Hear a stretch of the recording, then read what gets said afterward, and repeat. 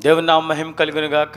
దేవుని సన్నిధిలోకి మనందరము వచ్చే భాగ్యం, ఆయన అద్వితీయ నామాన్ని స్తుతించే గొప్ప భాగ్యం, ఆయన వాక్యాన్ని వినే భాగ్యం మనందరి జీవితాల్లో ఆ దేవాతి దేవుడు దయచేసినందుకు ఒకసారి స్తోత్రాలు చెల్లిద్దాం. ఆమేన్. హల్లెలూయా, హల్లెలూయా. దేవుని సన్నిధికి వచ్చిన మనందరికీ దేవుడు ఈరోజు ఇస్తున్న వాగ్దానము 67 కీర్తన 6-7 వచనాల్లో దేవుడి విధంగా మనందరినీ దీవించబోతున్నాడు, ఆశీర్వదించబోతున్నాడు, బలపరచబోతున్నాడు. అప్పుడు భూమి దాని ఫలమిచ్చును, మా దేవుడు మమ్మను ఆశీర్వదించును, దేవుడు మమ్మను దీవించును. ఆమేన్. హల్లెలూయా. మా దేవుడు మమ్మను ఆశీర్వదించును, దేవుడు మమ్మను దీవించును. ఆమేన్. హల్లెలూయా. ఇది దేవుని యొక్క విశ్వాసులు, దేవుని యొక్క భక్తులందరూ చెప్పుకునే గొప్ప పదంగా కూడా మనం మాట్లాడుకోవచ్చు. మన విశ్వాసము, మన జీవితంలో మనందరం కోరుకునేది ఖచ్చితంగా ఆశీర్వాదాలు, దీవెనలు. ఈ ఆశీర్వాదాలు, దీవెనలు ఎవరు ఇవ్వగలరంటే దేవుడు. కానీ భక్తుడు ఇక్కడ సెలవిస్తూ ఉన్నాడు, మా దేవుడు మమ్మను ఆశీర్వదించును, దేవుడు మమ్మను దీవించును. మన దేవుడే ఆశీర్వదించే దేవుడు, మన దేవుడు ఖచ్చితంగా దీవించే దేవుడు, మనలను గొప్ప చేసే దేవుడు మన దేవుడు. దేవుణ్ణి నమ్ముకున్న మనందరము ఖచ్చితంగా దేవుణ్ణి వేడుకోవాలి, మొరపెట్టుకోవాలి. అందుకే మొదటి వచనంలో కూడా భూమి మీద నీ మార్గము తెలియబడినట్లును, అన్యజనులందరిలో నీ రక్షణ తెలియబడినట్లును దేవుని మమ్మను కరుణించి మమ్మను ఆశీర్వదించును. అంటే సమస్త జనులకు దేవుని యొక్క గొప్పతనం తెలిసేటట్లు నిన్ను దీవిస్తాడనమాట. ఆమేన్. హల్లెలూయా. దేవుడు ఖచ్చితంగా మనల్ని ఆశీర్వదిస్తాడు. ఎందుకంటే నిన్ను బట్టి దేవుని యొక్క గొప్పతనం సమస్త జనులకు విశదపరచబడుతుంది. అబ్రహామును దేవుడు ఎన్నుకున్న తర్వాత, పిలుచుకున్న తర్వాత అబ్రహామును దేవుడు దీవించాడు, ఆశీర్వదించాడు. అబ్రహాము దీవెనను బట్టి అబ్రహాము దేవుని యొక్క గొప్పతనము ప్రపంచం మొత్తం తెలిసేటట్లు జరిగింది. దేవుని యందు భయభక్తులు కలిగిన అబ్రహామును బట్టి ఖచ్చితంగా దేవుడు అబ్రహామును దీవించాడు. అదేవిధంగా సమస్త జనులలో దేవుని యొక్క గొప్పతనము ప్రజలందరికీ ఏ విధంగా తెలుస్తుందంటే, దేవుడు నిన్ను దీవించినప్పుడు అందరూ చెప్పుకుంటారు. ఈరోజు ఆ కుమార్తె యేసయ్యను నమ్ముకుంది కనుక, ఆ కుమారుడు యేసయ్యను నమ్ముకున్నాడు కనుక చూడు ఎంత ఉన్నతమైన స్థితిలో ఉన్నాడు. యేసయ్యను నమ్ముకున్న తర్వాత వాళ్ళ జీవితం ఆశీర్వదించబడింది, వాళ్ళ జీవితం దీవించబడింది అని జనులందరూ, ప్రజలందరూ చెప్పుకునేటట్లు దేవుడు మనందరినీ దీవిస్తాడు. ఈరోజు నువ్వు దీవించబడాలా, ఖచ్చితంగా దేవుని యందు భయభక్తులు కలిగి ఉండాలి. అప్పుడు దేవుడు నిన్ను దీవిస్తాడు. ఈ వాక్యము మనందరం కలిసి చెప్తాం. నాతో కలిసి చెప్పండి,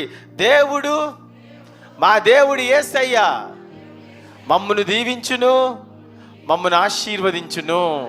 ఆమేన్. హల్లెలూయా. యేసయ్య ఖచ్చితంగా మిమ్మల్ని అన్ని దీవిస్తాడు, ఆశీర్వదిస్తాడు. దేవుడు మనల్ని ఆశీర్వదించాలంటే దేవుని యందు భయభక్తులు కలిగి ఉండాలా, అప్పుడు దేవుడు ఖచ్చితంగా దీవిస్తాడు. అదే వాక్యము 128వ కీర్తన మొదటి వచనంలో కూడా తెలియచేస్తూ ఉన్నాడు భక్తుడు, యెహోవా యందు భయభక్తులు కలిగి ఆయన త్రోవల యందు నడుచు వారందరూ ధన్యులు. ఎప్పుడు దీవించబడతావు, ఆశీర్వదించబడతావు, నీ జీవితం ఎప్పుడు గొప్ప చేయబడుద్ది, యేసయ్య నిన్ను ఎప్పుడు గొప్పవాడిని చేస్తాడు అంటే దేవుని యందు భయభక్తులు కలిగి ఉండాలా, దేవుని సన్నిధికి వస్తూ ఉండాలా, సహవాసంలో ఎదగబడుచు ఉండాలి, దేవుని వాక్యాన్ని చదువుతూ ఉండాలి, దేవుని వాక్యాన్ని ధ్యానిస్తూ ఉండాలి. ఖచ్చితంగా నీ హృదయాన్ని ఆయనకి అప్పచెప్పాలి, అప్పుడు దేవుడు ఖచ్చితంగా దీవిస్తాడు. యెహోవా యందు భయభక్తులు కలిగి ఆయన త్రోవల యందు అంటే దేవుని యొక్క మార్గంలో నువ్వు నడుచుకోవాలి, అప్పుడు యేసయ్య నిన్ను దీవిస్తాడు, ఆశీర్వదిస్తాడు, ఉన్నతమైన స్థితిలో నిన్ను నిలబెడతాడు అని ఈరోజు నీతో మాట్లాడుతూ ఉన్నాడు. ఇంకొక వాక్యము, దేవుని యొక్క మాట కూడా వింటే దేవుడు మనల్ని దీవిస్తాడన్న వాక్యం కూడా బైబిల్ గ్రంథంలో చాలా స్పష్టంగా బయలుపరుస్తుంది. ద్వితీయోపదేశకాండము 28వ అధ్యాయము 2వ వచనంలో దేవుని యొక్క దీవెనలు ఎప్పుడు మనకు దొరుకుతాయో కూడా తెలియపరచబడింది. నీవు నీ దేవుడైన యెహోవా మాట వినిన ఎడల ఈ దీవెనలన్నీ నీ మీదికి వచ్చి నీకు ప్రాప్తించును. మా దేవుడు మమ్మను ఆశీర్వదించును, దేవుడు మమ్మను దీవించును. ఎప్పుడు దీవిస్తాడు, ఎప్పుడు ఆశీర్వదిస్తాడంటే దేవుని యందు భయభక్తులు కలిగినప్పుడు దేవుడు ఆశీర్వదిస్తాడు, దీవిస్తాడు. ఇక్కడ కూడా భక్తుడు దేవుని యొక్క వాక్యం సెలవిస్తున్న సత్యము, నీవు నీ దేవుడైన యెహోవా మాట వినిన ఎడల, దేవుని యొక్క వాక్యం విన్నావా, దీవించబడతావు. దేవుని యొక్క వాక్యం చదివావా, దీవించబడతావు. దేవుని యొక్క వాక్యానుసారము నువ్వు నడుచుకున్నావా, దీవించబడతావు. దేవుని యొక్క మాట ప్రకారము, దేవుని యొక్క చిత్త ప్రకారము నీ జీవితము ఉందా, నువ్వు దీవించబడతావు. అదే ఇక్కడ స్పష్టంగా తెలియపడుతున్నావు. నువ్వు దేవుడైన యెహోవా మాట వినిన యెడల ఈ దీవెనలన్నీ నీ మీదకి వచ్చి ప్రాప్తించును. అన్ని దీవెనలు వస్తాయంట. అంటే ఏ లోటు ఉండదు, అంతే కదండి, ఏ లోటు ఉండదు. అన్ని దీవెనలు నీకు వస్తాయి.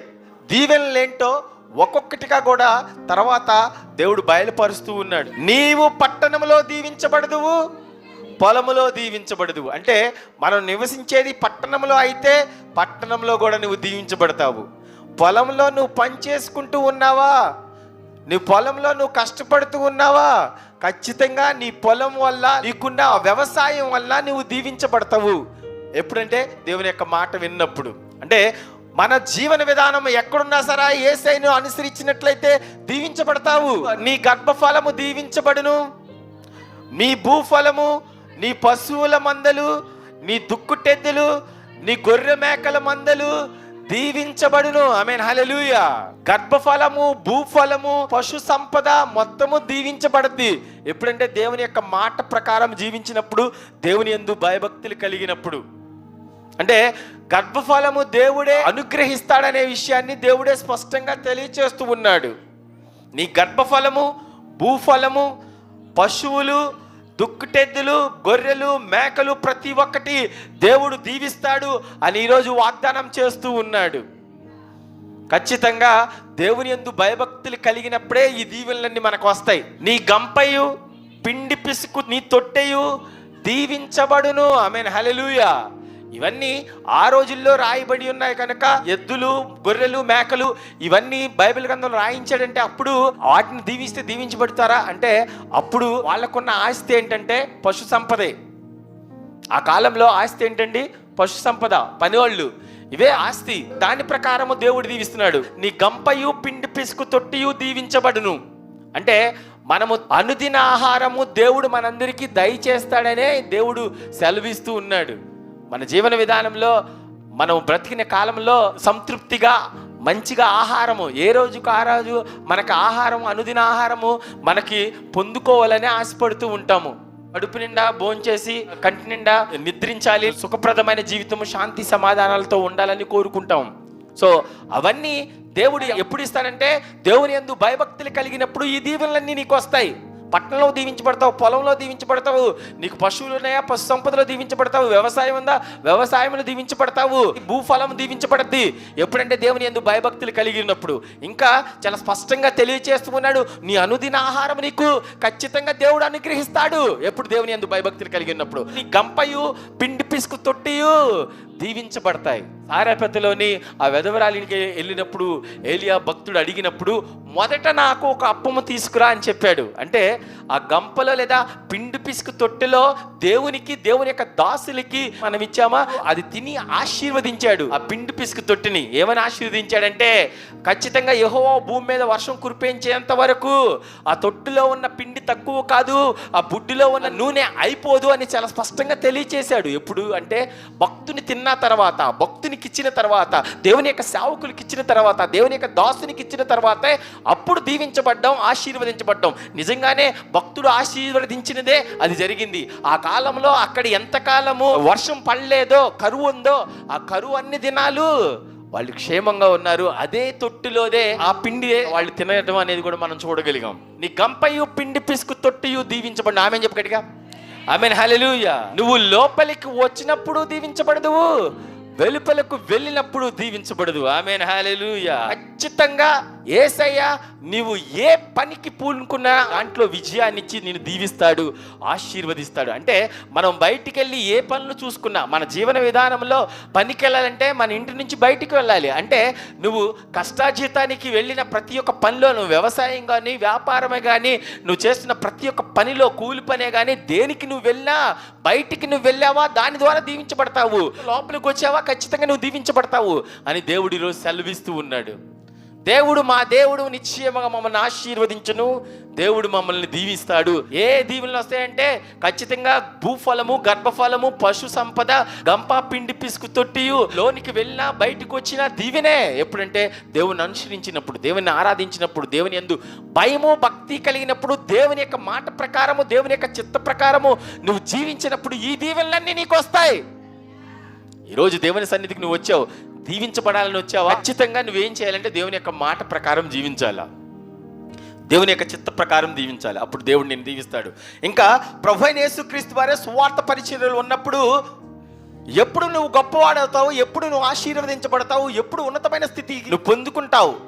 మన దేవుడైన యేసయ్య మనల్ని నిశ్చయముగా గొప్పవాణ్ణి చేస్తాడు. నీవు సేవించిన నీ దేవుడు నిన్ను గొప్పవాణ్ణి చేస్తాడు.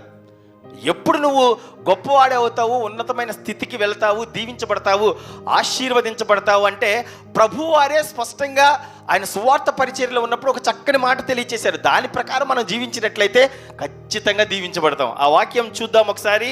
మార్కు సువార్త 10వ అధ్యాయము 43వ వచనం. మీలో ఎవడైనను గొప్పవాడై ఉండగోరిన వలన వాడు మీకు పరిచారం చేయువాడై ఉండవలెను. మనలో ఎవరైనా గొప్పవారు అవ్వాలనుకుంటే ఏం చేయాలంటే మొట్టమొదటిగా పరిచర్య చేయాలి, పరిచారం చేయాలి, పరిచర్య చేయాలి. దేవుని యొక్క సంఘములో ఖచ్చితంగా ఏ పనైనా నువ్వు చేసే స్థితిలో ఉండాలి, పరిచర్య చేయాలి. మీలో ఎవరైనా ఉన్నతమైన స్థితికి వెళ్ళాలా, గొప్పవాడు అవ్వాలా అని కోరుకుంటున్నారా? యేసయ్య ఏం చెప్తున్నాడని, మొదట నువ్వు పరిచర్య చేయాలా. దేవుని సన్నిధిలో కానీ లేదా ఖచ్చితంగా నువ్వు పరిచర్య చేస్తే యేసయ్యే ప్రభువారే చాలా స్పష్టంగా తెలియజేస్తారు. మీలో ఎవరైనా గొప్పవాళ్ళు అవ్వాలనుకుంటున్నారా, లేదా ఉన్నతమైన స్థితిలో నువ్వు ఉండాలనుకుంటున్నావా? ఏం చేయాలా? పరిచర్య చేయాలా, పరిచారం చేయువాడై ఉండవలెను. మీలో ఎవడైనను ప్రముఖుడై ఉండగోరిన యెడల వాడందరికీ దాసుడై ఉండవలెను. అది అంటే గొప్పవాడు అవ్వాలన్నా, ప్రముఖుడు అవ్వాలన్నా, ఒక ఉన్నతమైన స్థితిలోకి వెళ్ళాలన్నా నువ్వు స్పష్టంగా ఒక ఉన్నతమైన స్థితిలో ఉన్నావని అందరికీ తెలియాలని నువ్వు కోరుకుంటున్నావా? ఏం చేయాలంట? దాసుడై ఉండాలి. ఏ పని చెప్పినా చేసే స్థితిలో ఉండాలా. అది దేవుని సేవ కోసమే కానీ, లేదా సంఘం కోసమే కానీ, లేదా నువ్వు ఉన్న స్థితిలో కానీ ఎక్కడైనా నువ్వు పరిచర్య చేయాలి, పరిచారం చేయాలి, దాసునిగా జీవించాలి, తగ్గింపు జీవితం ఉండాలి. అప్పుడు దేవుడు నిన్ను ఉన్నతమైన స్థితిలో నిలబెడతాడు. అదే ప్రభువారు మత్తయి సువార్త 23వ అధ్యాయం 12వ వచనంలో యేసయ్య చాలా స్పష్టంగా తెలియజేస్తున్నాడు. తన్ను తాను హెచ్చించుకునివాడు తగ్గించబడును, తన్ను తాను తగ్గించుకునివాడు హెచ్చించబడును. మీలో ఎవరైనా ఉన్నతమైన స్థితికి వెళ్ళాలని, గొప్పవాడవ్వాలని కోరుకుంటే వాడు మొదటిగా పరిచర్య చేసేవాడై ఉండాలి, పరిచారం చేయాలి. లేదా ప్రముఖుడై ఉండాలని నువ్వు కోరుకుంటున్నావా? ఖచ్చితంగా నువ్వు దాసుడు అవ్వాలి. ఏ విధంగా అంటే అదే ప్రభువారు తెలియజేస్తున్నారు. మత్తయి సువార్త 23వ అధ్యాయము 12వ వచనంలో తన్ను తాను హెచ్చించుకునివాడు తగ్గించబడును, తన్ను తాను తగ్గించుకునివాడు హెచ్చించబడును. ఆమేన్, హల్లెలూయా. మన ఆంధ్రప్రదేశ్ రాష్ట్ర నూతన డిప్యూటీ సీఎం అయిన శ్రీ కొణిదెల పవన్ కళ్యాణ్ గారు వాక్యం చెప్పారు, బైబిల్ వాక్యం. నేను ఈరోజు ఈ స్థితిలో ఉన్నానంటే మత్తయి సువార్త 23వ అధ్యాయం 12వ వచనంలో ఉన్న ఆ వాక్యం ద్వారా నేను ఇన్స్పైర్ అయ్యాను. ఆ వాక్యాన్ని నేను పట్టుకున్నాను, ఆ వాక్యాన్ని నేను అనుసరించాను, ఆ వాక్యం ద్వారా నేను దీవించబడ్డాను అని పవన్ కళ్యాణ్ గారు చెప్పడం అనేది జరిగింది. ఆ వాక్యం ఏంటంటే ప్రభువైన యేసుక్రీస్తు వారే పలికిన మాట. మత్తయి సువార్త 23వ అధ్యాయము 12వ వచనంలో తెలియజేస్తున్నాడు, తన్ను తాను తగ్గించుకున్నవాడు హెచ్చించబడును అని పవన్ కళ్యాణ్ గారే చాలా స్పష్టంగా తెలియజేశారు. అంటే దేవుని యొక్క వాక్యానుసారము జీవిస్తూ ఉన్నాను కనుక నేను దీవించబడ్డానని కూడా ఆయన చెప్పాడు. అది ఆయన గొప్పతనం.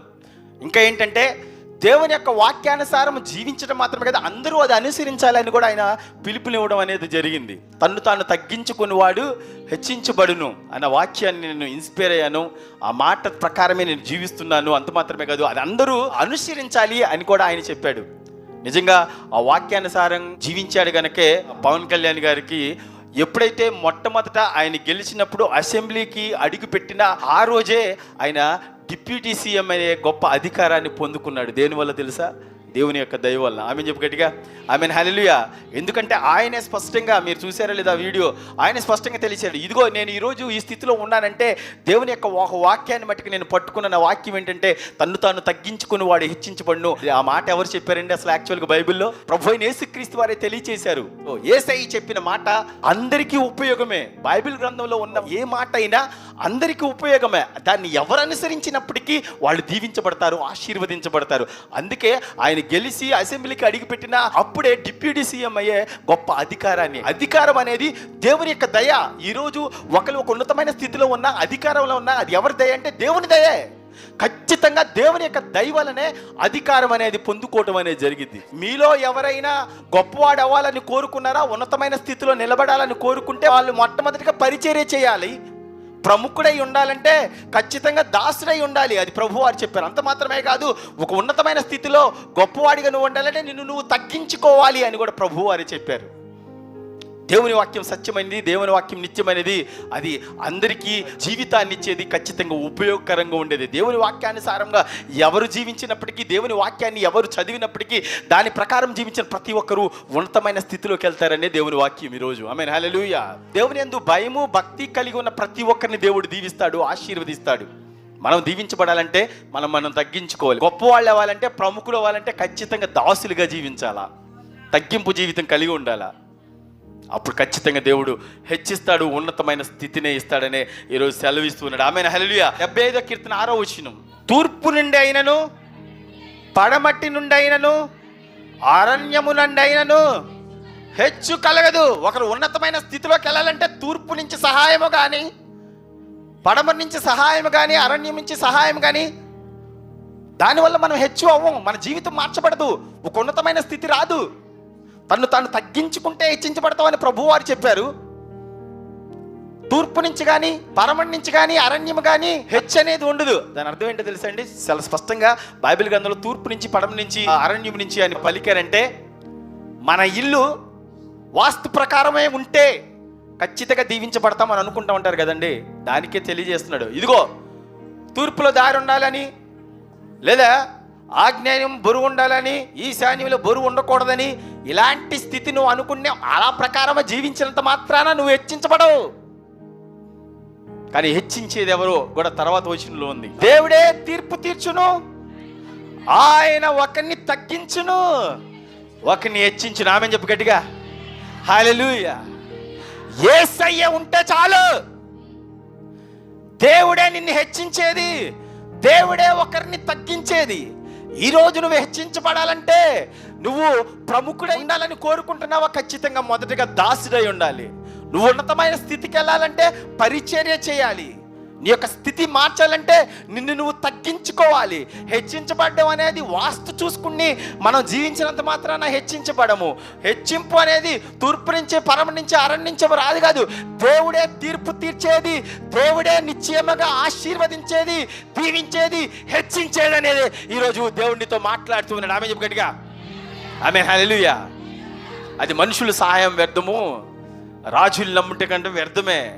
యేసయ్య మీద ఆధారపడ్డావా, నీ జీవితం దీవించబడది, ఆశీర్వదించబడది, ఉన్నతమైన స్థితి నువ్వు పొందుకుంటావు. ఆమేన్ చెప్పు గట్టిగా ఆమేన్ హల్లెలూయా. 145వ కీర్తన 14వ వచనంలో, యెహోవా పడిపోవారందరినీ ఉద్ధరించువాడు, కృంగిపోయిన వారందరినీ లేవనెత్తే దేవుడు. ఆమేన్ చెప్పు ఆమేన్ హల్లెలూయా.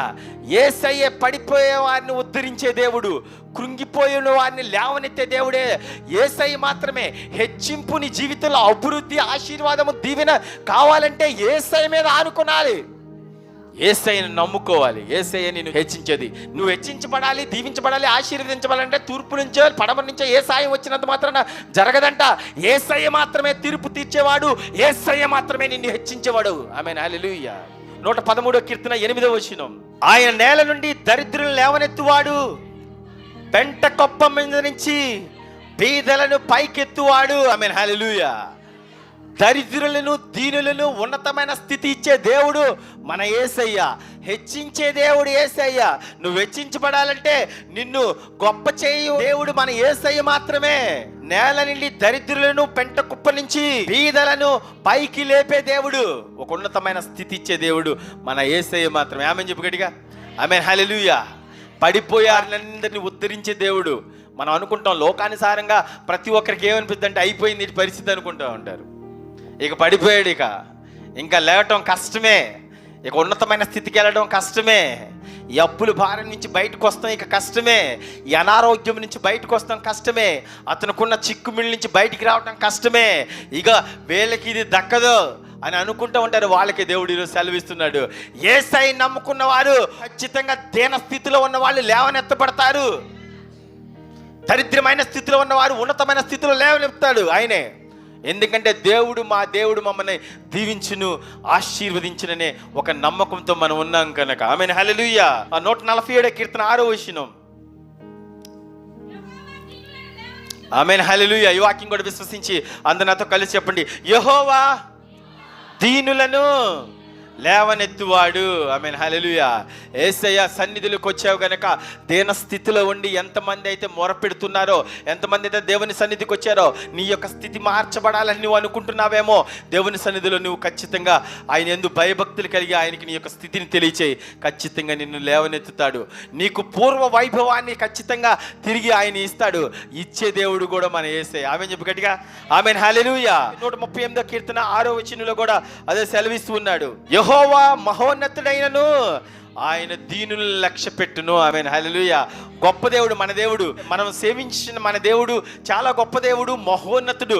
దానికి ఉదాహరణగా చెప్పుకోవాలంటే ఆకాశమున సింహాసనము, భూమిని అపాదిపిట్టము అంత ఉన్నతమైన దేవుడు యేసయ్య మహోన్నతుడైనను ఆయన దీనులను లక్ష్య పెట్టే దేవుడు. ఆమె చెప్పగలిగా. మనుషులైతే పై ఆకారాన్ని చూస్తారు, మనుషులైతే మనిషికి విలువెవరు, వాళ్ళకున్న బ్యాక్గ్రౌండ్ కానీ వాళ్ళకున్న ఆస్తికి కానీ అంతస్తుకు మాత్రమే విలువిస్తారు. కానీ యేసయ్య సెలవిస్తూ ఉన్నాడు, ఇదిగో నేను మహోన్నతుడైనను దీనులను ఖచ్చితంగా లక్ష్య పెడతానని ఈరోజు సెలవిస్తూ ఉన్నాడు. ఆమేన్, హల్లెలూయా. అది దేవుని యొక్క గొప్పతనం. మన దేవుడు గొప్ప దేవుడే అయినప్పటికీ నా మీద ఆయన కనుదృష్టి ఉందని నువ్వు అనుకోవాలా. మన దేవుడు ఒక ఉన్నతమైన స్థితిలో ఉన్న దేవుడే అయినప్పటికీ యేసయ్యా అని నేను పిలిస్తే నా వైపు ఖచ్చితంగా చూస్తాడు. నాకున్న ఇరుకులే కానీ, ఇబ్బందులే కానీ, శోధనలే కానీ, శ్రమల్లోంచి నన్ను విడుదల చేసే సమర్థుడు నా యేసయ్య అని విశ్వసించాలి. ఆయన నమ్ముకోవాలి, పూర్ణ హృదయంతో ఆయన అనుసరించాలి, పూర్ణ మనసుతో ఆయన ఆరాధించాలి, ఆయన మార్గంలోనే నడుచుకోవాలి, ఆయనతోనే జీవించాలి. అప్పుడు ఖచ్చితంగా ఆయన మహోన్నతుడైనను దీనిని లక్ష్య పెడతాడు. ఖచ్చితంగా ఆయన కృప నీ మీద ఉంటుంది, ఆయన కనుదృష్టి నీ మీద ఉంటుంది, ఆయన యొక్క కనికరం నీ మీద ఉంటుంది, ఆయన దక్షిణ హస్తం నీ మీద ఉంటుంది. ఆమేన్ చెప్పు గట్టిగా. ఆమేన్, హల్లెలూయా. మీలో ఎవడైనను గొప్పవాడై ఉండగోరిన వాడు పరిచారం చేయువాడై ఉండవలెను, మీలో ఎవడైనను ప్రముఖుడై ఉండగోరిన వాడు అందరికీ దాసుడై ఉండవలెను. ప్రభువారు ఒక ఉన్నతమైన స్థితి కావాలని దేవుని సన్నిధికి నువ్వు వచ్చావా, గొప్పవాడవాలని కోరుకుంటున్నావా, నువ్వు పరిచర్య చేయాలా, పరిచారం చేసేవాడు ఉండాలి, దాసునిగా ఉండే స్థితిలో నువ్వు ఉండాలా. అది యేసయ్య చాలా స్పష్టంగా తెలియచేస్తూ ఉన్నాడు. దేవుని యొక్క భక్తుడు ఇశ్రాయేలులందరినీ ఐగుప్తు నుంచి, దాస్య స్థితి నుంచి, దాసీ గృహమైన ఐగుప్తు దేశం నుంచి ఇశ్రాయేలులందరినీ మోషే నాయకత్వంలో దేవుడు విడిపించాడు. మోషే చనిపోయిన తర్వాత దేవుడు ఎవరిని ఎన్నుకున్నాడో ఒకసారి యెహోషువ గ్రంథం 1వ అధ్యాయం 1వ వచనంలో చాలా స్పష్టంగా దేవుడు బయలుపరుస్తూ ఉన్నాడు. యెహోవా సేవకుడైన మోషే మృతి నొందిన తర్వాత యెహోవా నూను కుమారులను మోషే పరిచారకుడునైనా యెహోషువను ఎన్నుకున్నాడు. ఆమె చెప్పు గట్టిగా. మీలో ఎవరైనా ఉన్నతమైన స్థితికి వెళ్ళాలంటే ముందు మనం పరిచర్య చేయాలా, ఆశీర్వదించబడాలంటే, దీవించబడాలంటే దేవుని సన్నిధిలో ఖచ్చితంగా నిన్ను తగ్గించుకోవాలా. మోషేకు పరిచర్య చేసిన యెహోషువ అనే నూను కుమారుడైన యెహోషువ అనే దేవుడు ఎన్నుకున్నాడు, ఏర్పాటు చేసుకున్నాడు. తన స్వాస్థ్య భాగమైన ఇశ్రాయేలులందరినీ వాగ్దాన దేశం చేర్చడానికి ఎన్నుకున్నాడు. ఎందుకండి మోషేకు పరిచర్య చేశాడు కనుక. మోషే పరిచారకుడును నూను కుమారుడైన యెహోషువ అని దేవుడు ఎన్నుకున్నాడు. ఎందుకంటే పరిచర్య చేశాడు, దేవుని యొక్క సేవకునికి పరిచారకుడుగా ఉన్నాడు కనుక. అదే దేవుడు సెలవిస్తున్నాడు, మీలో ఎవరైనా గొప్ప వాళ్ళు అవ్వాలా, ఉన్నతమైన స్థితికి వెళ్ళాలా, నువ్వేం చేయాలి, మొదటి పరిచారకుడు ఉండాలి, ప్రముఖుడు అవ్వాలా, నిన్ను నువ్వు తగ్గించుకోవాలి. రోజు తను తాను తగ్గించుకున్న వాళ్ళు ఖచ్చితంగా హెచ్చించబడతారనే యేసయ్య ఈరోజు సెలవిస్తూ ఉన్నాడు. ఏ దీన స్థితిలో ఉన్న వాళ్ళని ఆయన ఖచ్చితంగా లేవనెత్తే దేవుడు. ఆమేన్, హల్లెలూయా.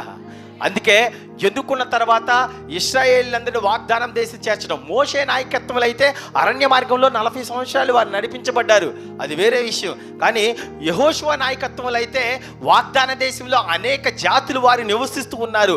వాళ్ళందరి మీద యుద్ధం చేసుకుంటా ఉండి ఆ దేశాన్ని స్వాధీనం చేసుకోవాలి. ఇది చాలా మరీ కష్టమైన పని.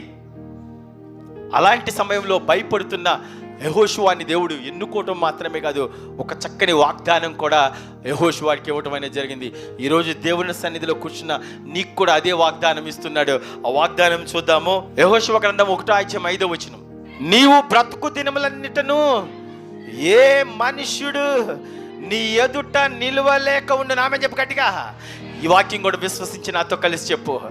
ఏదైతే ఏ సమస్య నీ ముందు ఉందో, ఏదైతే చికాకు నీ ముందుందో, నీ జీవితంలో దేనికి నువ్వు బాధపడుతున్నావో, ఏ సమస్య అది కొండలాంటి సమస్య అయినా, ఏదైనా దేవుడు ఈరోజు నీకు వాగ్దానం చేస్తూ ఉన్నాడు. ఇదిగో నువ్వు బ్రతుకు దినములలో ఏది నీ ముందు నిలవలేకుండా చేస్తాను. ఆమేన్, హల్లెలూయా. విశ్వసించు, చెప్పు ఖచ్చితంగా. అది అనారోగ్య సమస్య కానీ, ఆస్తి వివాదాలే కానీ, ఇరుకు కానీ, ఏ ఇబ్బంది కానీ, దానిలో నుంచి నీకు విడుదల నేను ఈరోజు ఖచ్చితంగా ఇస్తాను. యెహోషువని ఎన్నుకున్నప్పుడు దేవుడు ఇచ్చిన ఆ వాగ్దానం కూడా ఈరోజు నీకు కూడా ఇవ్వబోతున్నాడు దేవుడు. ఆ వాక్యం విశ్వసించి నాతో కలిసి చెప్పు. నువ్వు బ్రతుకు దినములన్నిటను ఏ మనుష్యుడును నీ ఎదుట నిలువలేక ఉండును. ఆమేన్, హల్లెలూయా. చెప్పిన ప్రతి ఒక్కరికి సమస్య అయితే సమస్య నీ ముందు నిలవలేదు, అనారోగ్యం అయితే అనారోగ్యం నీ ముందు నిలవలేదు, ఏ విధమైన శోధన అయినా అది నీ ముందు నిలవలేదు. నువ్వు బ్రతికిన దినాలన్నీ నన్ను సేవిస్తావు కనుక ఏ మనుష్యుడు నీ ముందు నిలవజాలడని ఈరోజు వాగ్దానం చేస్తూ ఉన్నాడు. విశ్వసించు, నమ్ము. దేవుని సన్నిధికి వచ్చావు కనుక నా జీవితం అయిపోయిందేమో అని అనుకుంటున్నాను. దేవుడు నీకు సెలవిస్తూ ఉన్నాడు, వాగ్దానం చేస్తున్నాడు, మాట్లాడుతూ ఉన్నాడు, బలపరుస్తూ ఉన్నాడు. In the name of Jesus నీకే చెప్తూ ఉన్నాడు. ఖచ్చితంగా పడిపోయిన వాడిని ఉద్ధరించే దేవుడు నీతో సెలవిస్తున్నాడు. ఇదిగో నా కుమారుడా, నా కుమార్తె, నువ్వు బ్రతికిన కాలము, జీవించినంత కాలము ఏది నీ ముందు నిలవజాలదు. ఆమేన్, హల్లెలూయా. అది నమ్మకము. అది యెహోషువతో దేవుడు ఇచ్చాడు. ఆ వాగ్దానం ఖచ్చితంగా దేవుడు నీకు కూడా ఇస్తున్నాడు ఈరోజు. ఆమేన్, హల్లెలూయా, హల్లెలూయా. అదే వాగ్దానం దేవుడు ఇచ్చాడు గనక మోషే ఏ విధంగా అద్భుతాలు చేశాడో జనులందరికీ తెలుసుకునేటట్లు గొప్ప మహత్కార్యం కూడా యెహోషువ జీవించిన కాలంలో ఇశ్రాయేలీయులందరూ యెహోషువ ఎవరు అని తెలుసుకునేటట్లు తన గురువు గారైన మోషే 6 నెలలు నడిపిస్తే ఈయన కూడా 6 నెలలు నడిపించే గొప్ప శక్తిని ఇశ్రాయేలీయులందరికీ యెహోషువ కూడా దేవుడు అనుగ్రహించడం కూడా చూడగలం. ఆమేన్, హల్లెలూయా. అక్కడ యోర్దాను నది వాళ్ళు ఖచ్చితంగా వాగ్దాన దేశమైన కానాను స్వాధీనం చేసుకునేటప్పుడు ఆ కానాను దగ్గరికి వెళ్ళాలంటే మొట్టమొదటిగా అడ్డం వచ్చింది ఏంటంటే ద రివర్ ఆఫ్ జోర్డాన్. యోర్దాను నది అడ్డు వచ్చింది. అది చాలా పెద్దది, దాన్ని దాటడం చాలా కష్టం, లక్షల మంది దాటి వెళ్ళాలి. సో ఆ సమయంలో దేవుడు సెలవిస్తున్నాడు, ఇదిగో నిన్ను గొప్ప చేస్తానని చెప్పాను కదా, అందరూ నిన్ను తెలుసుకునేటట్లు చేస్తానని చెప్పాను కదా, ఏ మనుషుడు నీ ముందు నిలవజాలడు అని చెప్పాను కదా. అందరూ ఇశ్రాయేలీయులందరూ యెహోషువ ఎవరో తెలుసుకునేటట్లు నేను ఖచ్చితంగా చేసి చూపిస్తానని అదే వాగ్దానం ఇవ్వడం అనేది జరిగింది. చూద్దాం ఒకసారి. యెహోషువ గ్రంథం 3:7 నేడు వారి కన్నుల ఎదుట నిన్ను గొప్ప చేయ మొదలు పెడతాను. ఆమేన్, హల్లెలూయా. మీలో గొప్ప వాడేవాళ్ళని ఎవరైనా కోరుకుంటున్నారో వాడు మొదటగా పరిచర్య చేయాలి. మీలో ప్రముఖుడై ఎవరైనా కోరుకుంటున్నారో ఖచ్చితంగా దాసుడిగా ఉండాలి. అందుకోసమే యెహోషువని దేవుడు గొప్ప చేయాలనుకున్న కనుక మోషేకి పరిచారకుడైన యెహోషువని దేవుడు ఎన్నుకున్నాడు. ఆమేన్, హల్లెలూయా. సో ఈరోజు దేవుని వాక్యం అంటే నీతో కూడా దేవుడు సెలవిస్తూ ఉన్నాడు. ఉన్నతమైన స్థితిలో నువ్వు వెళ్ళాలనుకుంటున్నావా? జీవించబడాలని ఆశిస్తున్నావా? ఆశీర్వదించబడాలనుకుంటున్నావా? ఖచ్చితంగా వ్యాపారంలో ఉన్నతమైన స్థితికి వెళ్ళాలనుకుంటున్నావా? అభివృద్ధి నాకు కావాలని అనుకుంటున్నావా? ఖచ్చితంగా దేవుడు సెలవిస్తున్న మాట ప్రకారం నువ్వు జీవించాలి. నువ్వు గొప్పవాడంటే ఖచ్చితంగా పరిచర్య చేయాలి. దేవుని సన్నిధిలో నువ్వు ఎదగబడుతూ ఉండాలి. నువ్వు ప్రముఖుడు అవ్వాలంటే ఖచ్చితంగా నువ్వు దాసుడు అయి ఉండాలి. అంత మాత్రమే కాదు, నువ్వు తగ్గించుకోవాలి. తాను తగ్గించుకుని వాడు హెచ్చించబడును. ఆ స్థితిలో ఉన్న ప్రతి ఒక్కరిని దేవుడు వాగ్దానం చేసినట్లే సర్వలోకనాథుడైన దేవుని యొక్క మందసాన్ని దేవుని యొక్క సేవకులు, లేవీయులు, యాజకులు ఎత్తుకుని దాన్ని తీసుకున్నప్పుడు ఆ యోర్దాను నదిలో అడుగు పెట్టంగానే ఆ యోర్దాను నది అంట మందసం ఎత్తుకున్న ఆ యాజకుల యొక్క పాదాలు తాకంగానే యోర్దాను నది అటువైపుకి వెళ్ళి ఆగిపోయిందంట. అందరూ ఆరిన నేలన నడిచి వెళ్ళినట్టు కూడా మన బైబిల్ గ్రంథం చివరిలో ఉంటుంది. అక్కడే ఒకసారి అది వాక్యం కూడా చూడనా.